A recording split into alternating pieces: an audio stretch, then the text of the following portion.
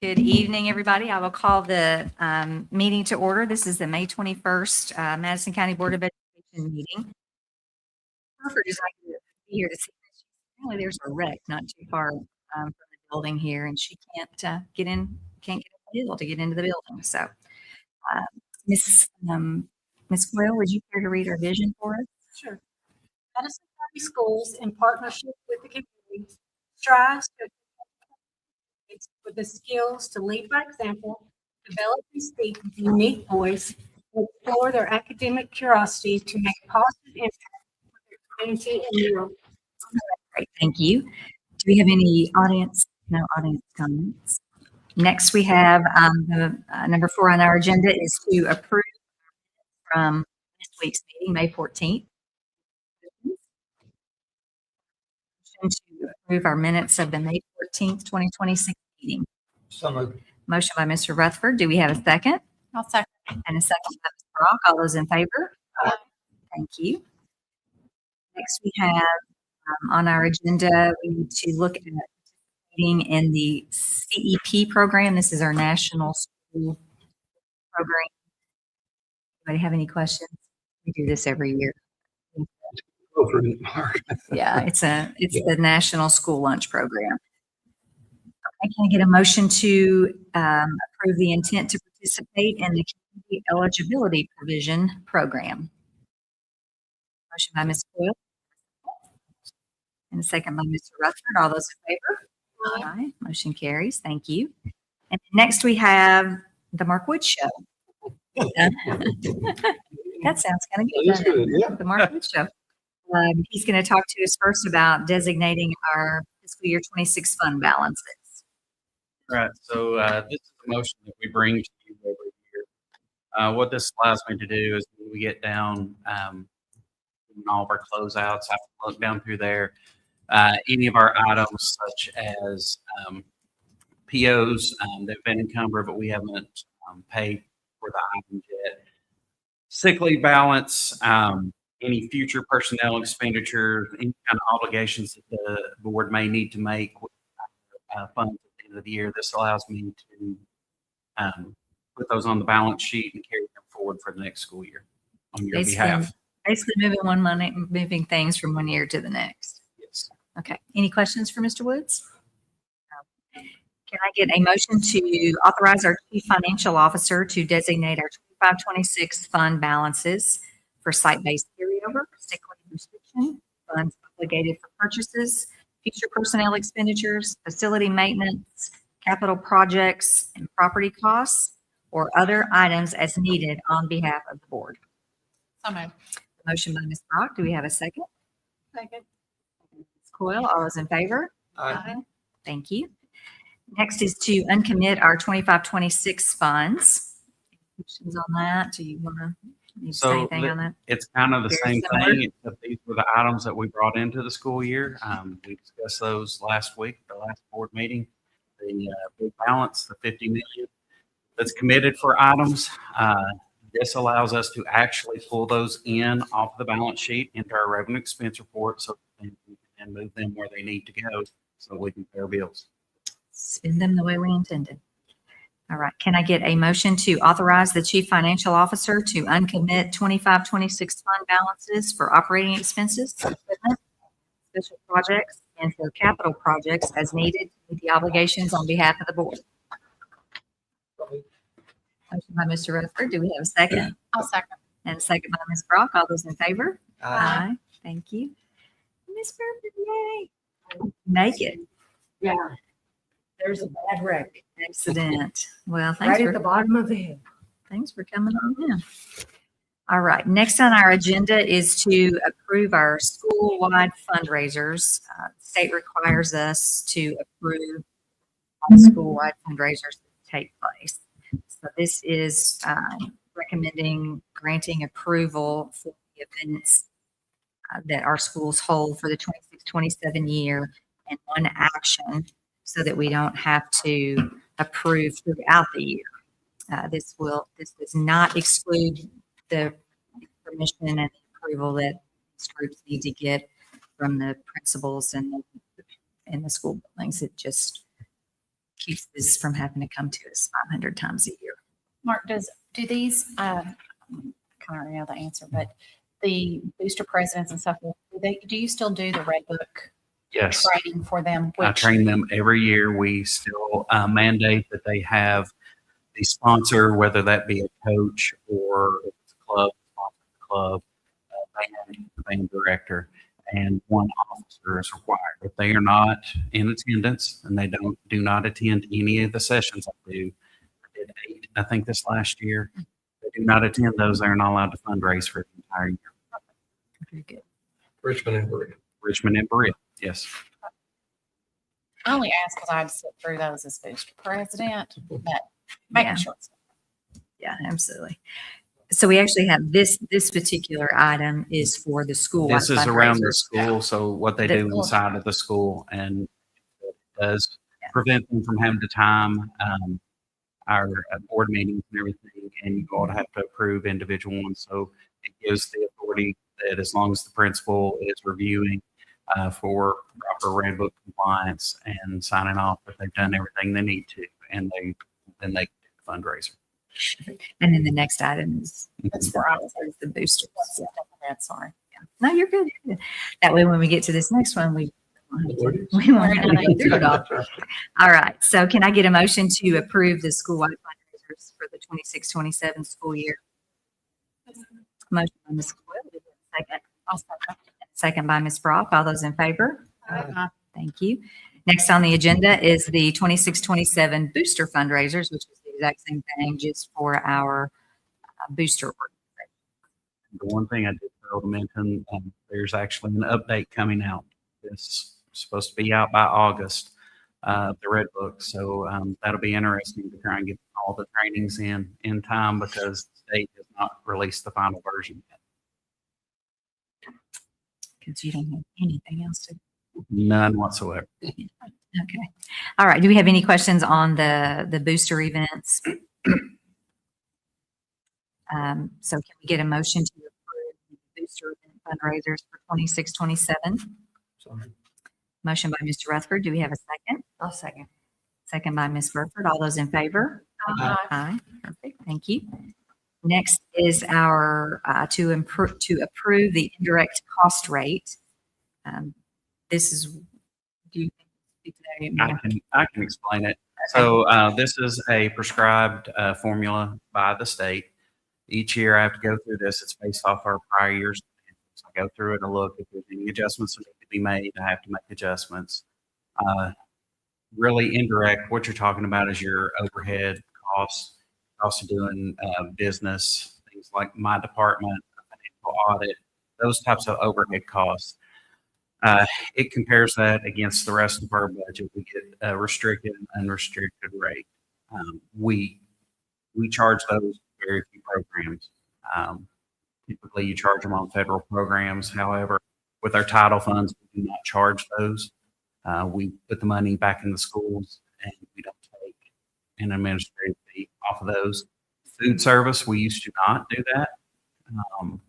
We were forced to do that after a food service review. We required it. I don't know why. It's supposed to be our choice, but wouldn't pass our audit if we didn't start charging it. So we do charge that to food service for our administrative costs. And then we have some MOAs with the state where they hire our staff. We go into an agreement. They work for them. We do all their payroll, keep up with all that in. So they do pay us Reimbursements for these programs. That offset a few of our costs administratively. And we need to do that wherever we can. All right. Do I have a motion to approve the indirect cost rates as presented? Motion by Mr. Rutherford. Do we have a second? And second by Ms. Burford. All those in favor? Thank you. Next on the agenda is our bond exposure. I know the state. This is the state's calculation of what they mandate. We have to carry a bond on me as the treasurer. So you can see there, it's $1 million. As the board, you have chosen for several years to carry more than that. We carry 2 million on me. We carry 2 million on my director of financial services. We're the two that are the heaviest into the financials. So we do carry that. And in addition, we have others that we carry that make financial decisions. We carry 800,000 on. This is exactly what we did last year, if I remember. Correct. Do you have any questions? All right. Can I get a motion to set the bond exposure for our treasurer and director of finance services in the amount of $2 million and for additional board finance related positions of $800,000 for the 26-27 term and authorize the renewal of these current bonds? So Motion by Ms. Coyle. Do we have a second? A second by Ms. Frost. All those in favor? Aye. Motion carries. Thank you. And then next, we have our 25-26 revised working budget. All right. So you have all the documents in front of you. I'm going to start out with a few slides just to show the main changes. It's a little easier to see than going through the report. The big report that you have in there is an Excel version of what comes directly out of Munis. It allows me to put notes in there that you all have on your copies. So this just allows us a little bit of flexibility to see where some of the changes are. I had to take a more concerted effort at this year. The state is pushing some language. Our auditor reached out to me to say that anywhere that we're over in a budget item that we should be written up for it to come this next year because they consider the board did not approve the expenditure. I will contest that because you all provided everything that we do. You approve it at every meeting. You see the financials every meeting.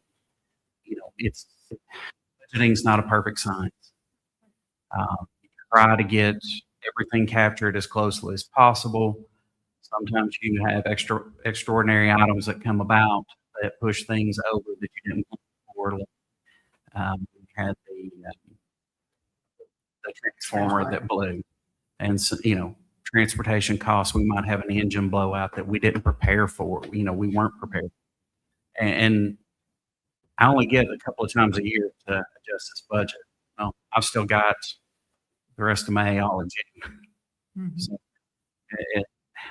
Well, it's there, the reason we meet so often is to make the changes to the budget as we go. exactly, Because and of those to things that come it's a working budget. It's yeah, a working and to approve budget. things as you know, every month you approve all the expenditures. So that's their new focus.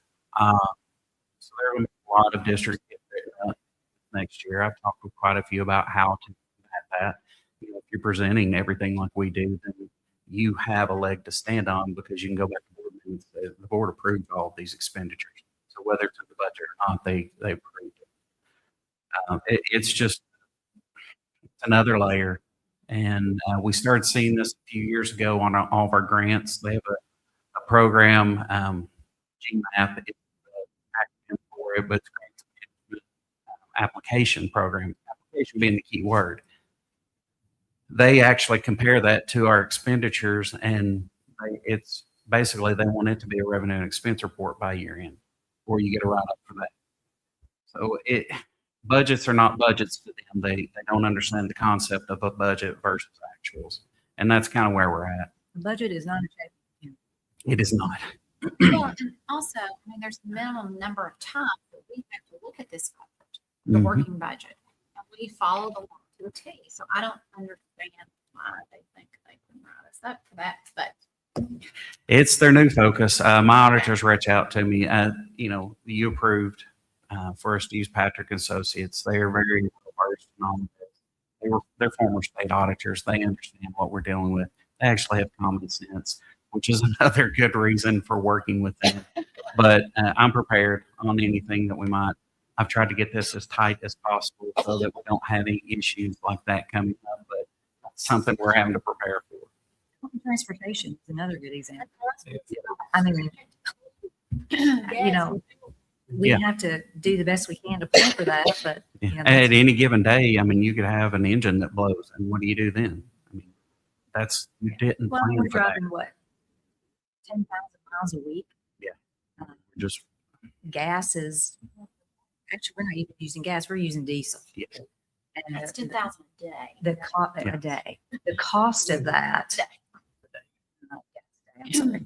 The cost of that, plus we're already only getting Mhm. 60%, A portion of, if we're even getting that. well, and that's a portion of their calculation. That's not a Yeah, portion of that's our not actual even a expenditures. real, that's a pie in the sky. That's one of the numbers I bring to you when I do the annual report after we close out, is what the actual percentage is of transportation. Theirs is based on a calculation of what they'll fund you, and we're getting 62% of what they'll actually fund you versus what the actual costs are. They're not even the same. Yeah. So we're probably not even getting 50. Yeah. I But mean, yet, I need to keep my mouth shut. So- Every time they start a session of that transportation, and I've yet to see it. until I've it's on the yet to board. see it. Yet to But see it. anyway, All right, so we'll jump into the working budget changes. So here's a comparison where we started out September. We revamped this in January, kind of where we knew then, all the way to the point you see now. We're doing it in May. So this is your revenues. And if you look there, the beginning fund balance, we talked about some of that at the last board meeting. We've got some construction projects and other things that we needed to move those funds in. And we're going to move them to, have to bring those into beginning revenues. So that's that accounts for your change there. And the local, we had our investment turned out a little bit better. And then the whopping $15,000 extra of sleep that we got. So It's almost a slap in the face. So, and then our utility tax, utility tax is really hard to budget because you can't plan for the weather. You never know how that's going to be. So that did come in a lot higher than we had been preparing for the year because we remained kind of mild. And then all of a sudden we started getting colder weather, hotter weather. It just kind of all blew up at once. So that's driven that piece. The your state that talked about that. It hardly moved. Federal, our Medicaid reimbursements came in a little higher than we'd been anticipating for the year. So that's where that's accounted for in there. And the next piece, this is our expenditure changes. So when you change the revenue, you balance the budget. So you have to come in and you got to rebalance your expenditure and account for items that you may not have accounted for during the year. So this is broken down by category. If you see there, we continue to focus our funds in instruction. That's where we focus our money. That's where your biggest changes took place across this budget. We put more money into instruction, and then your instructional staff support areas. We have some expenditures coming on. That's where some startup costs with SROs and everything we'd have to have because you do getting those set up. You have startup costs, so we've been budgeting for some of those, prepared. And then that's your fund transfers going out. That's your other big category there where it jumped. That's your money going to the construction. You have to bring it into the general fund as revenue. And then I have to transfer it from the general fund to construction.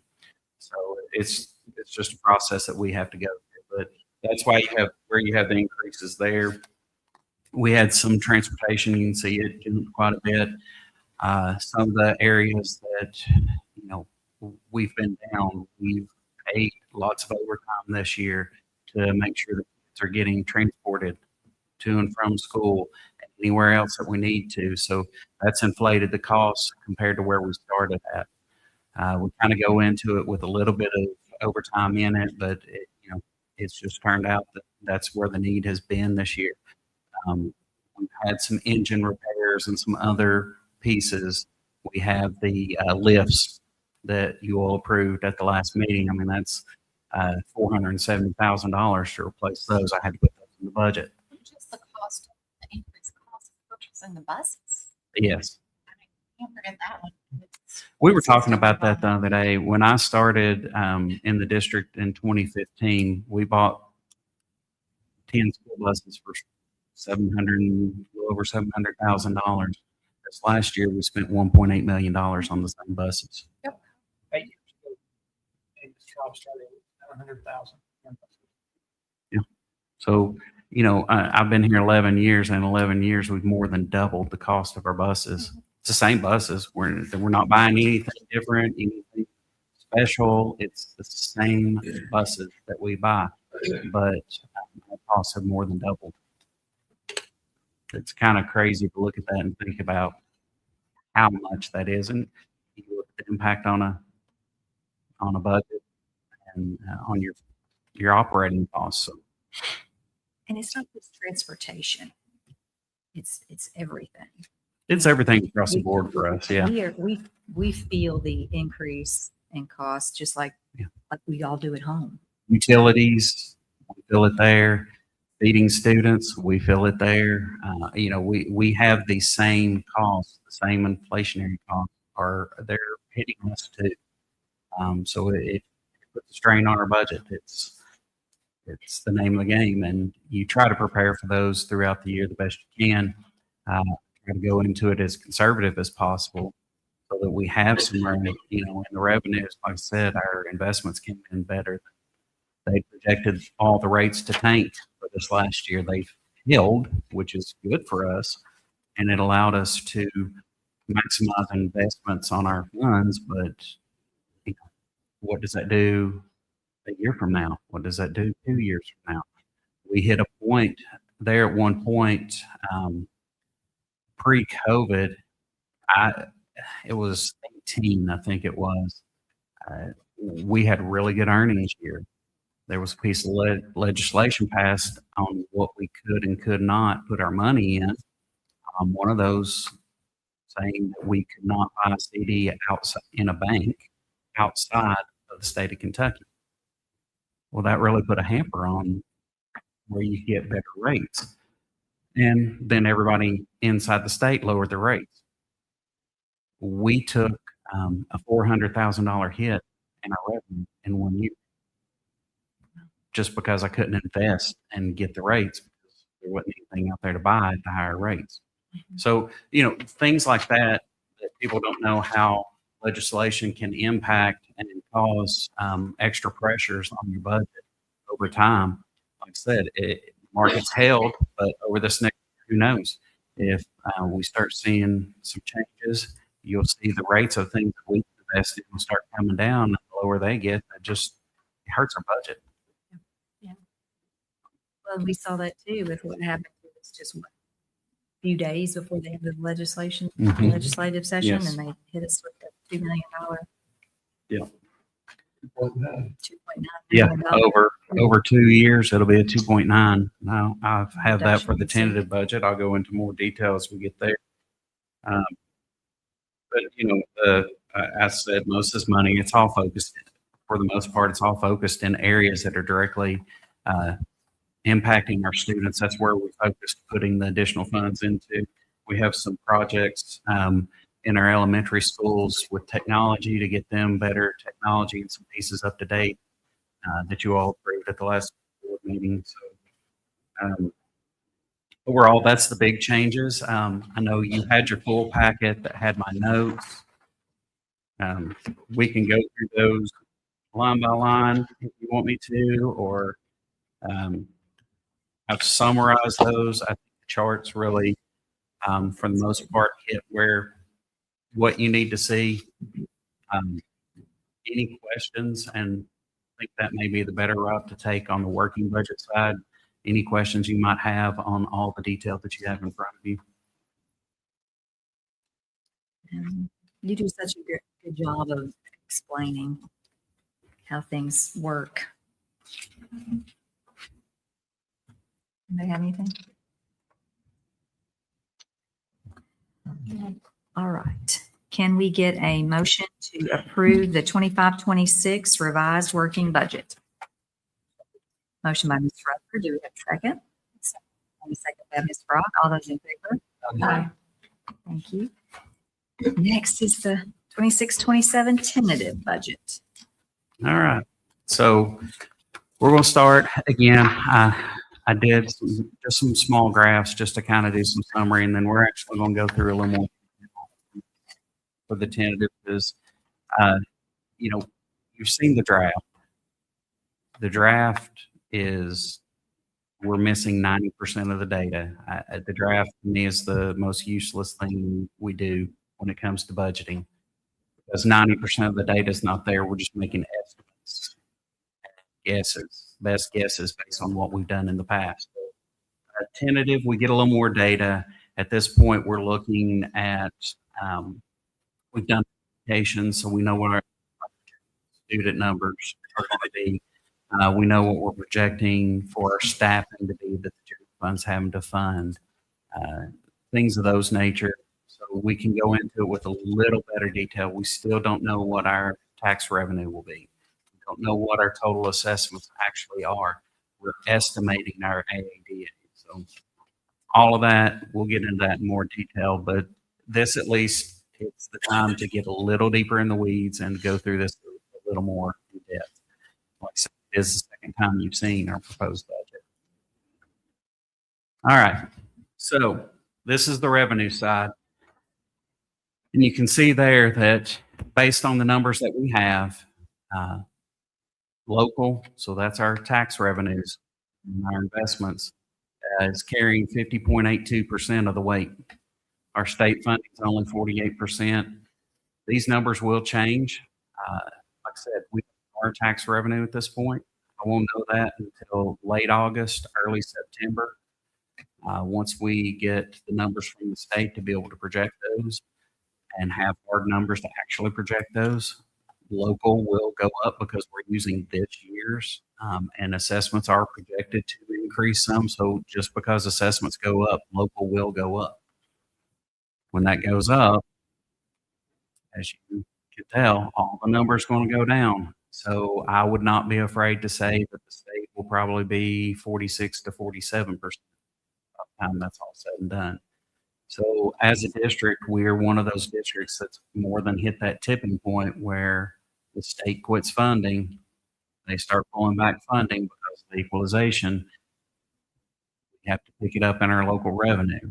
Again, as I said last week, when you replace SEEK dollars, you do not replace it with a dollar of local revenue.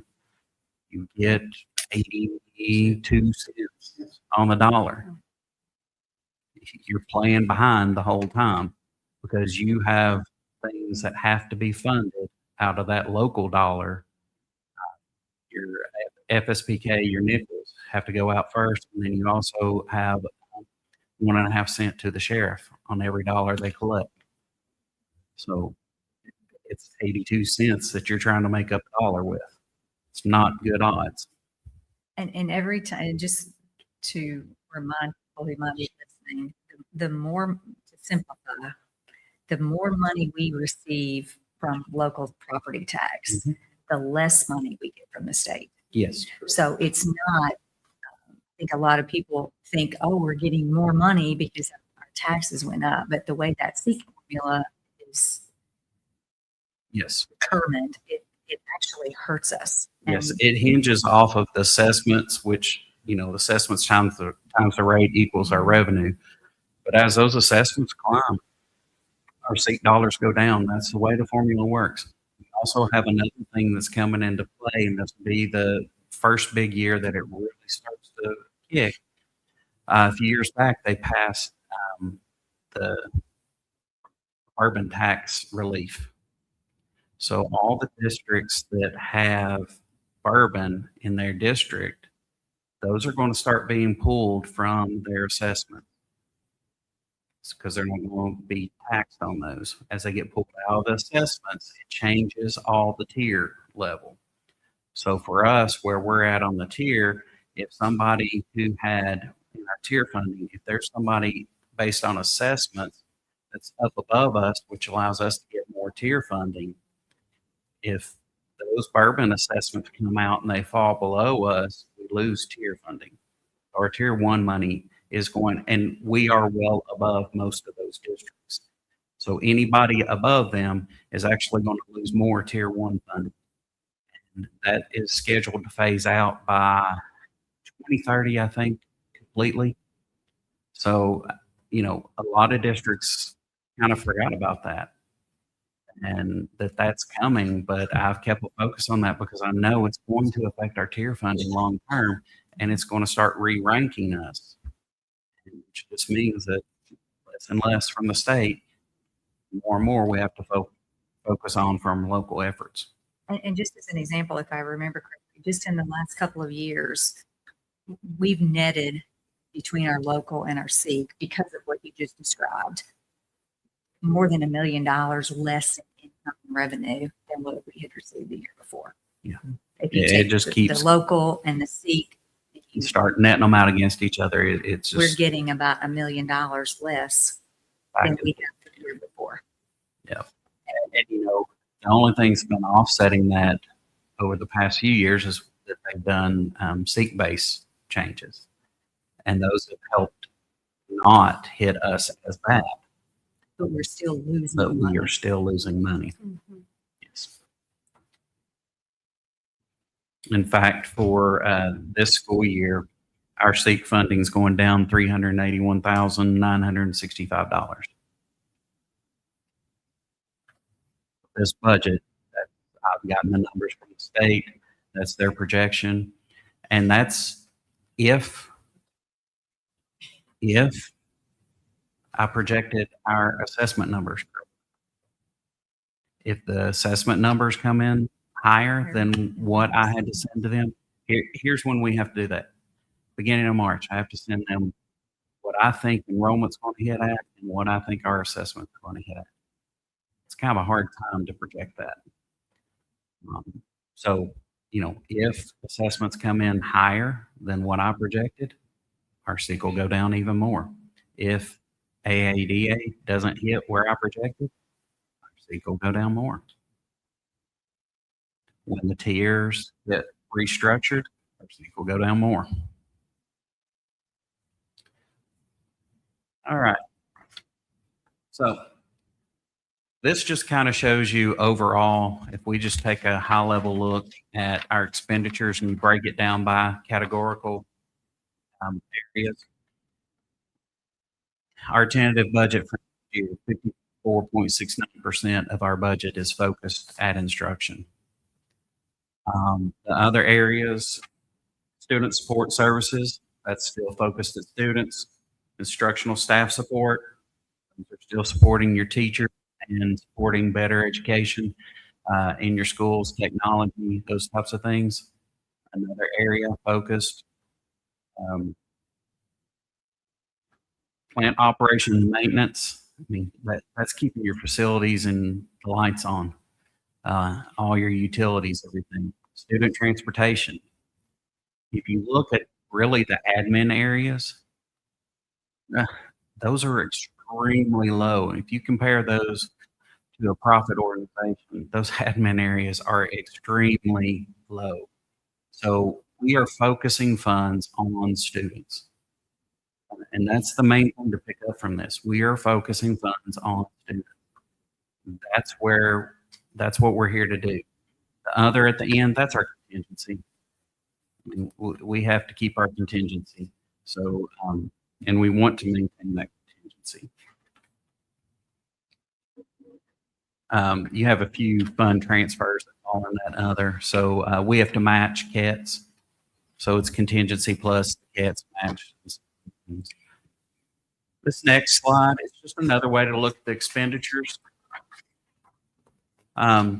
So, I mentioned that we have to focus on being able to fund things out of current revenues and expenditures. That's what you have to be able to do.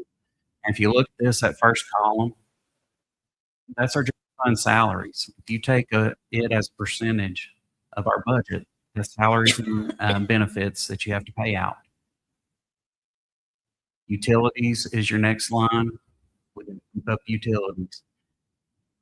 All the rest of that is our other costs that are outside of those utilities, outside of your salaries and benefits. So your supplies and things of that nature that you pay for, your softwares, all of that, of course, your contingency at the end. So if you don't have the revenue coming in to support bigger things, where do you cut? These are the areas that you have to look at. So what do you cut? What do you not provide in services? What do you not provide in those categories? We're not wasting it on, I mean, if you look there, business admin support, that's my department in HR. That's less than, I mean, it's 0.02%. We're not wasting funds. Most of that's state mandated software that I have to run my department, and software that Dr. Brumbaugh has to have to be able to keep up with all the HR needs. I mean, so where do you cut? If your revenue can't support increases or any other things, where do you cut? So I think it's really impactful to see where we're spending our money. We're not wasteful in this district. That's one thing I'm very proud of, and this board does an excellent job at managing and making sure that we are not wasteful with our funds. We want to make sure that it's going to proper areas. So now we'll take our deeper dive. You all have the same copy I have. It's the printout, Munis. I just pulled it into Excel format so I can give you lots of notes down through there on the different areas. We'll kind of jump in and go. We'll just start there on page 1.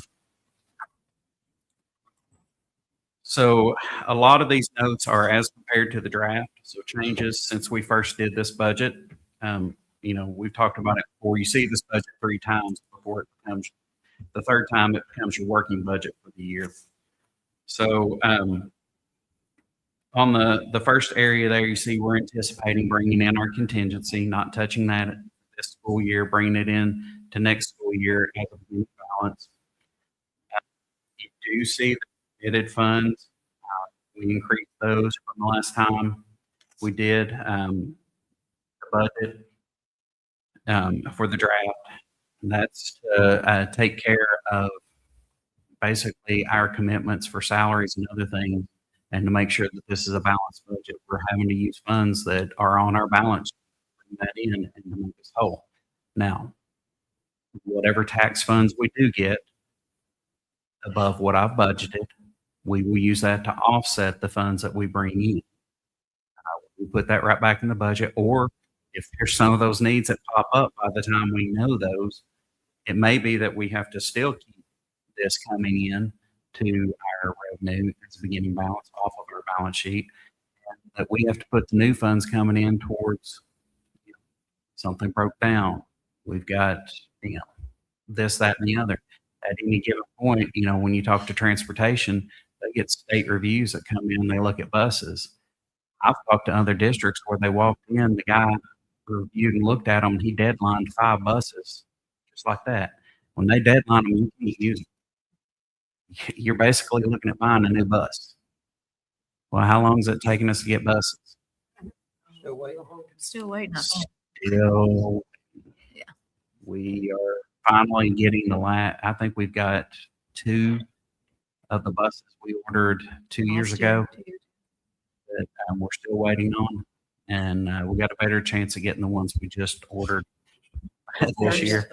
Yeah, and we would actually, those things have been closer to being on the way, but the state put a moratorium on travel.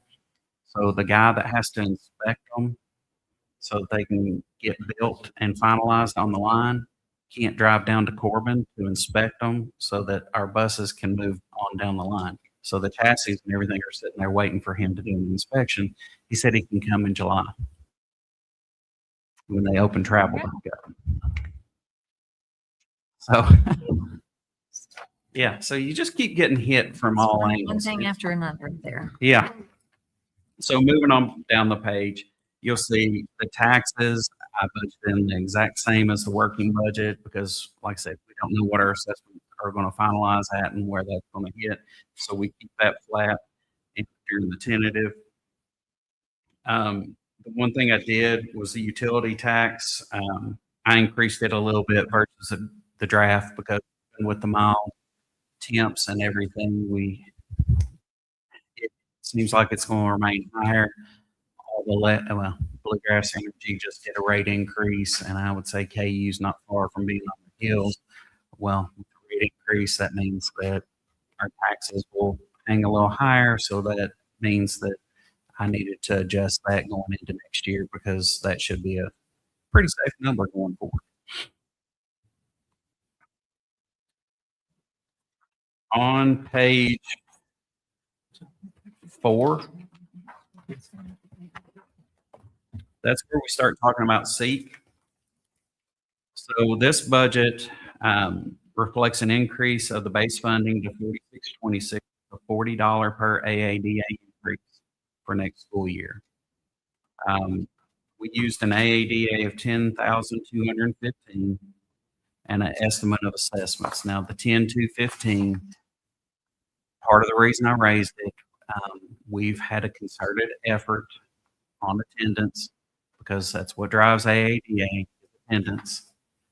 I'm hopeful that that's where we hit.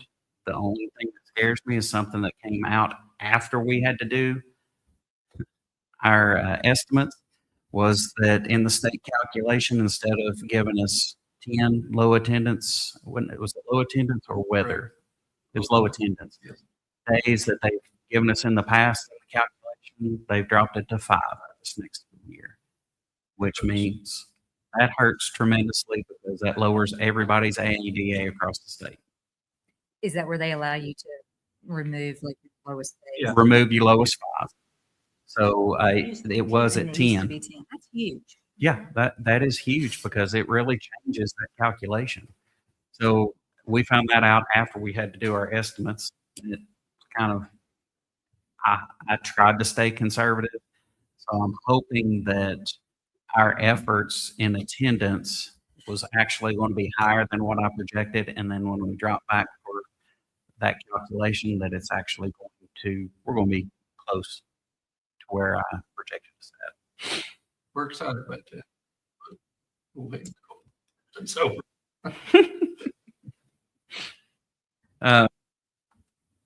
So as I said, the actual AEDA and assessments and transportation funding for next school year, we don't know what those will be. So kind of shooting what I think with this, the tenant is decreased, like I said, by $381,965. If the assessments go higher, SEEK will go down. If the AADA falls, SEEK will go down. And then, of course, we have the model laboratory school impact. So I mentioned that last week. We talked about that a little bit, and I told you I'll expand on it. 4 years ago, due to a really old interlocal agreement that was created by legislation, by legislators that we had nothing to do with, but they asked Model and our board to sign. Model used to be funded through SEEK. Their students were added to our AADA, and we were funded that way, and then we gave funds to Model. 4 years ago, they decided to make a change and take that out. They decided Model would be funded through higher ed. Dr. Gillum at that time went and talked to the legislators. He said, you all have to understand the negative impact that that has on the county because of all of the matching pieces. When our assessments are going up and things of that nature, and you have that big of a pool of students out of our AADA, and we are still left with the matching requirements. Model doesn't have any matching requirements. We were left holding that. So that would have been about just shy of a $2 million impact 4 years ago on our budget. So the legislators got together, they talked about it. They decided to write a piece of legislation that says, because of that impact that we had made, we'd made gains, we'd made salary projections on other things, they wrote a piece of legislation that said they would figure what those match pieces were, bless you, and they would, bless you, and then they would fund that in an adjustment to SEEK back to us so that we were not negatively impacted by losing that students. I got word during this session, very close to the end, that they were taking a hard look. It was low hanging fruit for them. They're the only district that has that adjustment. It made it real easy for them to justify. The initial piece in House Bill 500 said that we would lose it immediately. It would be gone. They wrote it with a notwithstanding clause, which means the legislation we wrote before doesn't matter. We're going to do this. So they came back in the final revision and they decided to break it down based on the numbers they have. The calculation for the 25 school year was 2.7 million, or the 26 school year was $2.7 million. For next school year, they're going to reduce us 900,000. The following school year, so the 27-28 school year, they're going to reduce us $1.8 million. Now, that calculation grows every year. If it stayed static as of today, that would, and they're not doing a cumulative that 900 plus 1.8, so I take away 2.7, they're doing 900 this year and 1.8 next year. Well, that leaves 1.2, it'll grow, it'll be 1.2, $1.3 million still left. So in year 3, we'll be 3 years down the road, we'll take a $1.3 million cut. So it's going to take 3 years, but it says in there that after this biennium, they will be removing that funding completely. That is their intent. And that is in addition to however Steve turns out. Correct. It's a totally separate issue. It's a separate line item on there. So if our assessments and everything grew to where we were taking a higher local effort cut out of our seat, we would still take that cut plus this. So we could be looking at anywhere, if what holds, we could be looking at close to $1 million less just in SEEK plus this money. And Correct. Every year for the next 3 years. Yep. And then that's perpetual. It'll be gone. It will not be there. We made plans thinking that they wrote it into legislation that makes it pretty safe. And we made prior commitments to our people based on that money being there. That's a hard take. It really is. That's huge. So, we're having to be creative in how we face these budgets. Yeah. And, next year, yes, the base is going up. Again, we don't know what our assessments are going to do. And we're already facing $1.8 million being gone out of that. So this year is one that we'll have to wait and see how that goes. I'm going to have to stay really in touch with our PDA to see what our assessments, what quadrant he's in, what it's looking like, what kind of new properties are coming on the roll. Because the first year they come on the roll, there's no decrease on them. There's no cap on what revenue they can bring in. You don't have the 4% cap.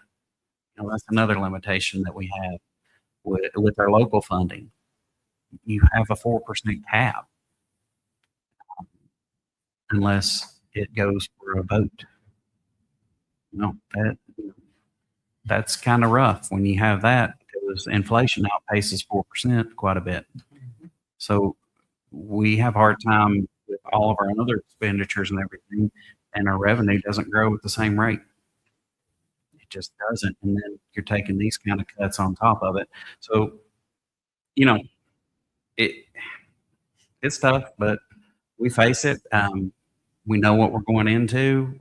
We'll find ways to take care of our people and make sure ultimately that we're taking care of our students. As long as we're providing for our students and they're getting a great education, we've succeeded on this. So, one thing that I don't know with SEEK, next school year will be the first time we see the virtual academy funding from it. We found that out as we got into this process that they're a year behind. You spend a year, then they make calculations based on how your students did, and then they'll give you whatever money they're going to give you for that. So we will not start bringing money in on the virtual academy students. They don't get counted in AAD. They get counted a different way in C. So we won't see funding on them. It's kind of similar to special needs. It's the same way. You do a December 1 child count, and your special needs students go up August 1. You have all your new enrollees and everything, or children that are going through the process and they finally qualify. They're in. You don't get funded on them for a year and a half. So we're seeing that with the virtual academy as well. How many students do you have currently? Do y'all know? In the virtual academy, there were 126, I think, the last count I had, and that was back around February. Do we?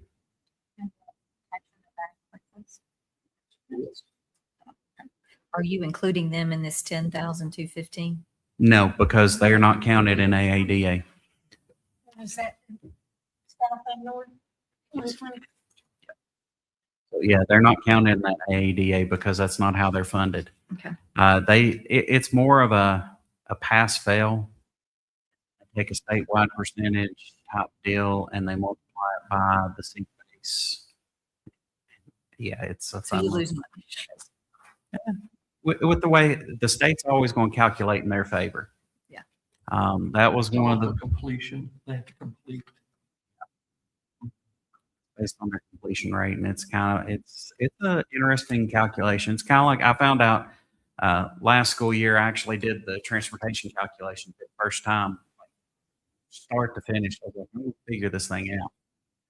And what I found out is you can't figure it out.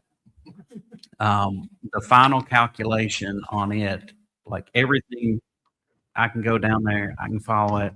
I was coming up with states and numbers, bam, bam, bam, bam, bam. And I get down to the final piece, and it goes from calculated here, and now it's just this number. So I called somebody that fed me some, as I call it, underground information. I said, let's be for real with each other. Did you all just pull the magic percentage out of the air and go, bam, and that's what we get? Yes. That's how the transportation funding works. Always. Yeah, and for me, I want to know how my calculation. I want to be able to prove my calculations. That's important to me because we're all human. We make errors. I want to be able to, go through KDB's numbers and go, yeah, those are right. That nobody accidentally made a mistake, put a decimal somewhere wrong. I can't calculate that one, and it drives me insane that I can't get to that final number because they literally pick a percentage and say, that'll kind of target us to what we think we want to spend. There you go. Is that legal? Considering that it says they'll fully fund transportation, it shouldn't be. It should be illegal. But hey, they say they'll fully fund education too. Well, we're clearly seeing that's the case. Correct. So moving on, if you don't have any questions on C, page 5, the federal money, we have most of our positions now filled for JROTC, so that money will go up next year because we get more reimbursements on that side. Page 6, that's your Medicaid reimbursements. I brought it up because, this year's we increased in the working budget and we should see about the same amount next year. I always go in a little under that compared to what we are in the current year because it's always based on statewide percentages, what you get funded. So if other people don't do their reports right or other things, you could get funded less on Medicaid even though you're doing the same thing you did the prior year. So I go into that with a little bit of being a little bit conservative on those numbers. So that takes us through the revenue. Wasn't a whole lot of changes throughout there. On the budget side, I went through and tried to catch everything that we've done. I budgeted in there for our new SRO department. We'll have a full year in there, so we have to switch over from contracted to that. We shifted some funding that can go to a federal piece, that will be an equal offset of what we're bringing in to the general fund for the SROs. We were going to pay for it. We just reduced the funding pot. It's net zero on that side of the piece. Not in total, but as far as switching some funding pieces in there, that piece is net zero. The startup cost, it will always, it's going to be increased because we do have some startup costs. So, with that, we gained a little bit back because we did have safety monitor reduction of workforce. Allocations, we did have some increase in allocations. You saw that on the last. We approved those positions. That added almost $400,000 in salaries for those positions. And then we had some Section 7 pieces in there. You saw those on there as well. You created those positions. The kindergarten piece was $200,000 to the budget. Middle schools and high schools added $360,000. We had some alternative school areas with that change over to that new model that cost us $190,000. Special ed, that's the big one. And with special ed, you're dealing with caseloads. We have state mandated caseloads. You have to staff based on caseloads. When it was all said and done, the positions that you all created for special ed, certified and classified, that was an additional $900,000 to our budget in 1 year. That is a huge impact. So, what little gains with your revenue that you kind of try and hope for when you're taking a $900,000 hit because you have to add staff because your population is growing, which, we want to service those kids. We want to take care of them. We want to properly staff. But that's a big lick in 1 year, especially when you're looking at seat going down. So all in all, in recurring expenditures, we added $1.6 million to the budget. So that's the graph. So that's where I told you that we brought in more money in the beginning, some of that carryover funds that we're going to need for next year. That's why that increased because our expenditures jumped. I did make sure that we have enough money in there to cover our change in insurance and to project a little higher change for the following year. As we know, insurance costs don't seem to get any cheaper. Until they change legislation on that, we will not see any. So that's your big changes down through there. On the budget, I'll take any questions you have. Page 11, I did include, you'll see the buses.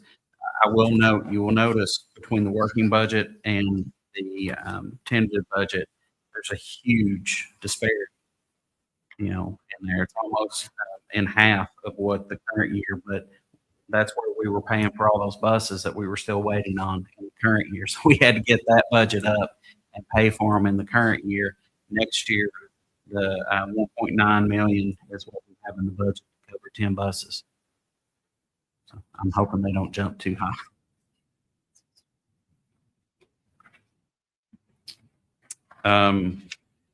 On through, you'll see on page 13, that's the end of the general fund budget.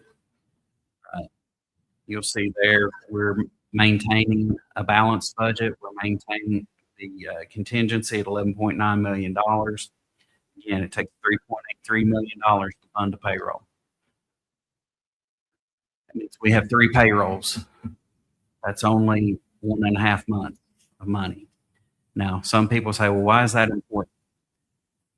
Last school year, September, October, November, We were in a Fed shutdown. They were withholding funds. We have to be able to float in those scenarios. We are likely to see another one. That would be why I would guess that they were recommending to superintendents to carry 3 months, not 3 payrolls, 3 months, which means we would need double the 11.9. But that's why they were recommending that, is because they're hearing it from Capitol Hill. We also have to be mindful of title funding, that they came real close in September and October to cutting 3 of our title pots that we had already started the year. We were planning on, we'd made plans on. This is your good safe number. Get started, take care of kids using these funds. And they came real close to cutting those to zero. What would we have had to have done? We would have had to use the general fund to make sure those services were met. And we had people already committed for the year, and we would have had to take care of those people. We have to be prepared for that. The final line, total expenditures, $147,352,660.05 would be the general fund budget as I see it for now. Going into next year, again, there'll be some changes going into the working budget. That's about where it's been for a couple of years at tentative. Page 14, start your grant funding. Fund 2 is how that's what we call it, Fund 2. That's your state, local, and federal grants. Again, long term, we have to keep an eye on our title funds. We can see Fed reductions, eradication of certain pots of those. So we have to be mindful of that. Our schools, I said indirect costs. We don't take indirect costs on title funds. We could. We do not. We allow our schools to take those funds and provide services to the students. We don't take any administrative costs out of that. So then you're looking at any reductions in those are direct hits to services to students. Moving on through, that goes, the revenues go through page 17, 18 through page 21. After the expenditures, their grants, revenue and expenditures have to match. So we have to be planning to spend them to zero. No holding funds there. Page 22, that starts your district activity funds. There's only one piece that's budgeted in here. I normally don't do a budget, but because of this thing we're doing, focusing on our budget, I had to go back.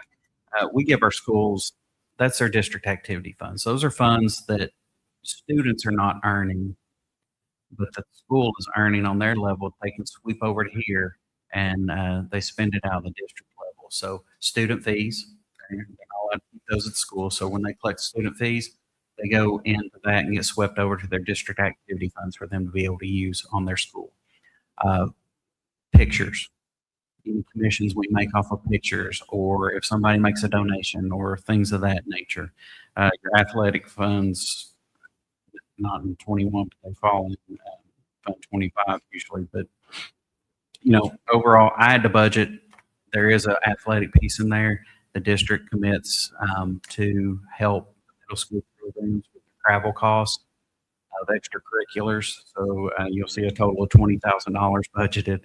That's just because I have to, my fund transfers from general fund have to match somewhere getting the money. So I have to have my budget matched. So I had to put in the money to show it in Fund 21. That goes through to page 25. Page 25 has no budgets in it. That is where Fund 25, we use that to record what happens on the school level with student activity funds. So the monies that bookkeepers cut checks for, each year I have to do a journal entry and bring every bit of that. I have to review every bit of that line by line and then bring it into our financials. So we don't budget for that. I don't know what they're going to fundraise from year to year. So we do not budget for that. And we're not required to, according to the state on this side. You move over to page 29, search capital outlay. Remember, these funds are restricted for building projects for KRS. You are required to take $100 for each AADA student total out of your seat. And you're required to put it in here. So that's one of your seat cuts. It's required to go for facilities. You can see I projected that higher based on the higher AADA for the school year of 10-215. So it's $1,021,500. The only money in there is we have to allocate part of our earnings because they have money, and so we have to allocate part of our investment earnings in there. Now those monies are to be used on capital projects. So the offsetting side of this is a sweep out goes to the construction, and I just put a budgetary construction line in there because that's where it'll be used. And it's just a cleanup piece on the budget. Page 31 starts your next set of funds. This is called by so many things. FSBK, nickels, Construction. 5-cent levy. You see it, everybody uses different terms. It's all the same thing. So these funds are restricted for building projects and bond payments per KRS statute. On the first page there, revenues. So the state does a calculation on what they match. You have to put your money in. So with the increased assessments, we would have to put more money in based on the assessment totals. So I did go ahead and increase the property tax there because no matter what we get out of property taxes, that much money has to go in here. So if we don't net enough to increase in the general fund, we still have to make sure that it goes in here.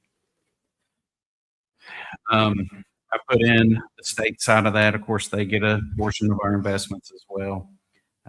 On the expenditure side, it's a one line item. The way it shows up is other items, but what you have are two different sweeps. You have one sweep that goes straight to Fund 400, which is where we pay all the bond payments out of. And the other sweep side of this would be to that budgetary construction piece, which starts on page 34. And that's the only thing budgeted. It's the FSBK and the capital outlay combined, and it's a revenue and expense. That's all we budget, as we'll do throughout the year.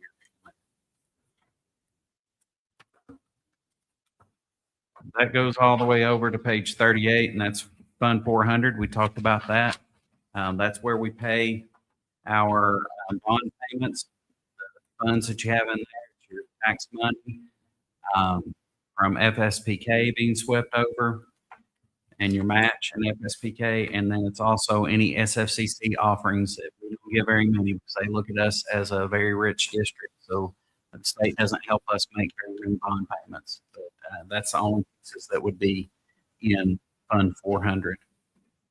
You will potentially see an increase based off of versus what I budgeted at this point because we have a bond sale coming up in June. So we'll have to adjust that when we do the working budget to account for the bond payments for the new bond. The next big piece, really where this budget ends, it ends with Fund 51. Fund 51 is food service. So every bit of that is the food service budget. We went through, made adjustments for any step raises, anything like that, any equipment needs we think we have, and adjusted that appropriately. And that takes us to the summary of the tentative budget, where when it's all said and done, if you add it all together, it's a total budget of $196,545,537.92.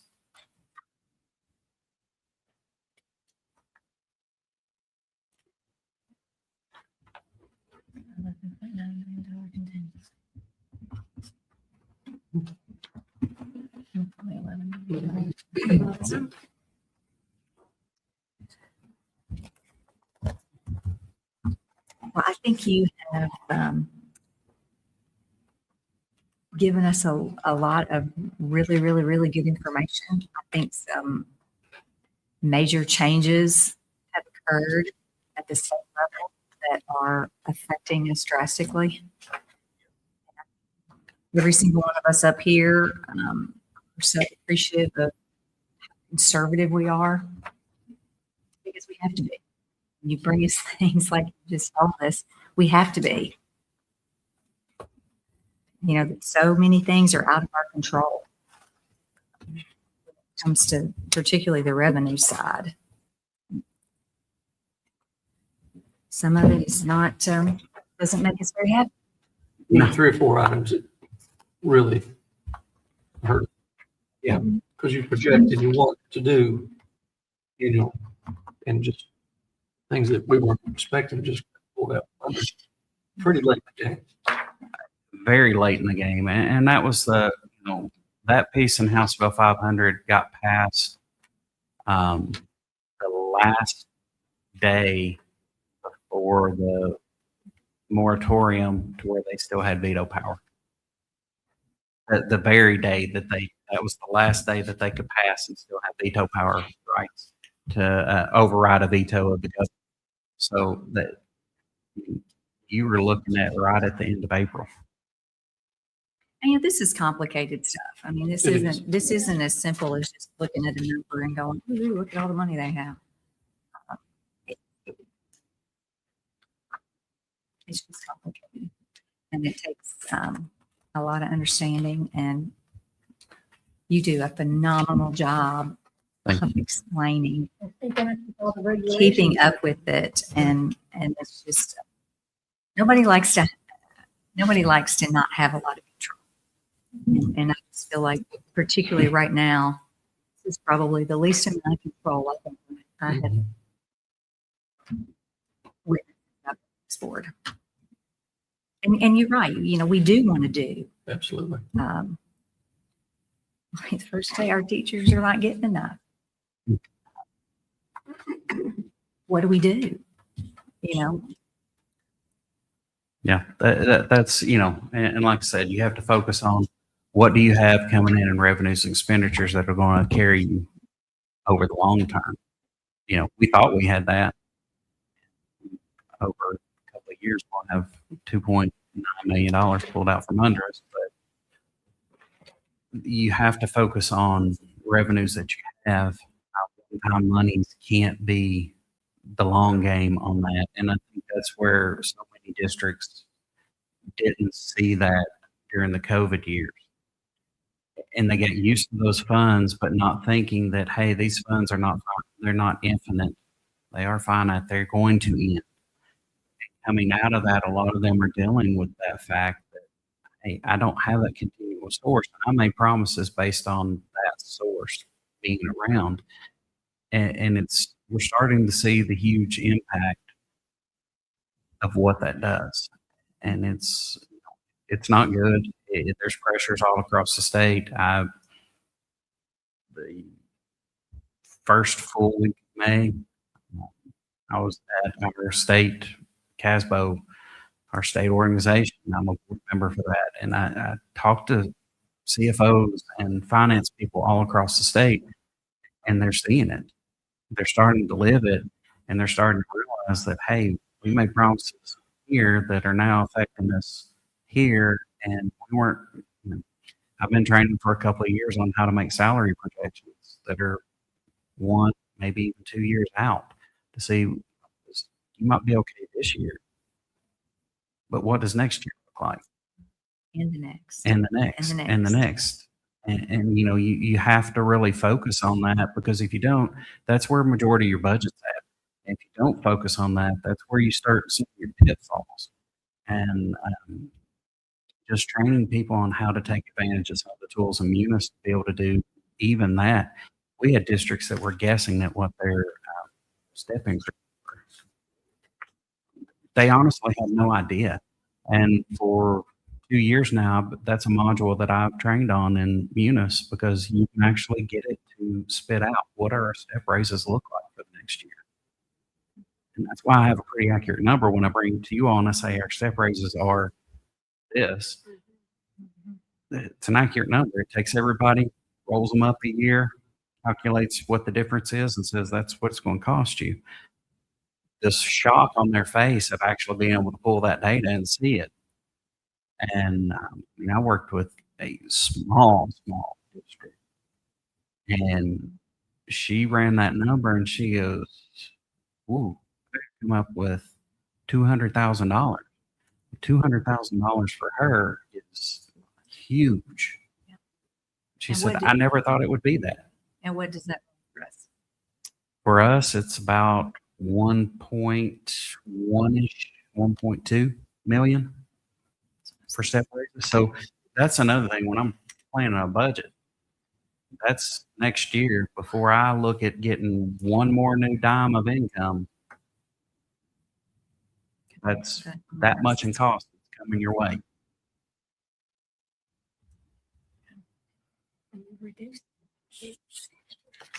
Right, and that's the issue.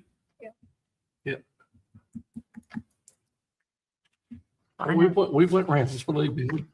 well, I know there's a lot of districts in detrimental shape. I mean, you've got districts out there that don't know where their payroll's coming from. They're taking out loans. They're doing other things. I talked to a district north of us, Ohio, and and she was like, last year was a concern, and she said, I didn't think I was going to be able to cash flow. And she called me and she said, I think this may be the year. She said, I don't know how we're going to cash flow till we start getting our tax money. That is concerning for her. And how do you cash flow? If you're waiting on tax money to come in and then you've got all these expenditures, so you can't outpace yourself to where you don't have cash flow to be able to float until you start getting revenues in, because, we go till the end of November before we get our first check. Well, you've been operating, yes, school doesn't start till August, but we have 12-month people that on July 1 are in the building and they start getting paid in August. So August, September, October, and November, you've run payrolls and you haven't got your first big pot of your money in. So it's a struggle for them, and they're really starting to see it. And it's, we talk about raises and stuff. And I want to give raises as much as anybody. It affects my entire household. My wife is an educator. It affects my entire household. So sometimes when, he and I have discussions and I say, boss, I just don't see right now. I don't know. It's not because I don't want to give. It's because the long game is I want to protect people and make sure that we're not in a position where we have to cut. Fayette County just came out with a list of 122 people. Do not want to have to lay anybody. I don't want to be in that position to where we're going, it's that or nothing. So we want to make sure that we have funds available, areas, funds that can take care of us and that we can do what we need to, and we don't have to be in this position. That's my goal anyway. It's not only that, but throughout the year, we're always having that. We are. Oh, Lord. We do it every meeting. We just did We 900,000. ratify everyone. Yeah, we're always adding a teacher, and every time you add a teacher, you're adding a parent. Yeah. And most of the time it's special needs because, you go into the year and you have kids at varying levels of the process of qualifying for special education. And you might have pockets in a school that all at one time you have 5 kids qualify. Well, that 5 kids just put you over the cap. You now have to have a teacher. And so much of that is that, again, we have No control over it. But we're lucky enough, if we need We can do it. 900,000 worth, we can, Yes. and we're good. And that's what we've done with this budget. It was needed. We found it. We're making it work.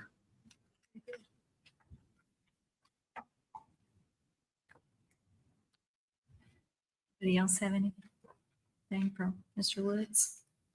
All right, can I get a motion to approve the 26-27 tentative budget as presented? So moved. Motion by Ms. Burford. Do we have a second? All in favor? And then next we have to approve the 26-27 salary schedule. Have any questions or?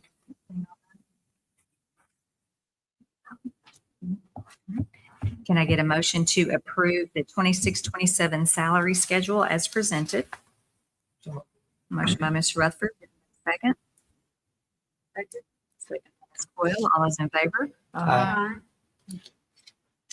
Next, we have to approve the fiscal year 27 school activity fund budget. This is just Same thing we do according to every Red year. Book, all the school level accounts are required to propose what they might do in fundraising.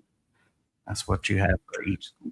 This is the summary sheet. You used to have to get all individual club sheets and everything.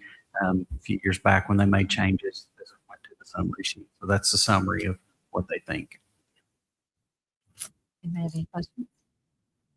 May I get a motion to approve the fiscal year 2027 school activity funds budget as presented? Motion by Ms. Coyle, do we have a second? Second by Ms. Brock, all those in favor? Aye. Thank you. And then I need a motion to adjourn. So Motion by Mr. Rutherford, do we have a second? I'll second. And a second by Ms. Brock, all those in favor? We are adjourned. Thank you, Mark. You Thank you for the chart too. I really like the chart.